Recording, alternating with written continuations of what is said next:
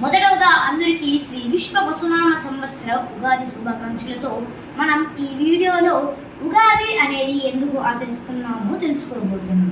పూర్వం సృష్టి మొదలు పెట్టడానికి వేదవ్యాసుడు వేదాలను బ్రహ్మకి అప్పగించినప్పుడు సోమకుడు అనే రాక్షసుడు వేదాలను దొంగలించి సముద్ర భూగర్భంలో దాచిపెట్టాడు. ఇది తెలుసుకున్న దేవతలందరూ విష్ణుమూర్తిని ప్రార్థించగా ఆయన మొదటి అవతారమైన మత్స్య అవతారం ధరించి సముద్ర భూగర్భానికి వెళ్ళి ఆ సోమకుడు అనే రాక్షసుని చంపి ఆ వేదాలను మళ్ళీ బ్రహ్మదేవునికి అప్పగించాడు. అప్పుడు బ్రహ్మదేవుడు చైత్ర శుద్ధ పాఠ్యమి రోజు మన సృష్టిని మొదలుపెట్టిన కారణం చేత మనం ఈ ఉగాది అనేది ఆచరిస్తున్నాం. ఇది దీని వెనకాల ఉన్నటువంటి కథనము. సో అందరికీ మళ్ళీ నా హృదయపూర్వక ఉగాది శుభాకాంక్షలతో ఈ ఉగాదిని ఎంతమంది ఆచరిస్తున్నారో నాకు సబ్స్క్రైబ్ బటన్ క్లిక్ చేసి తెలియజేయండి.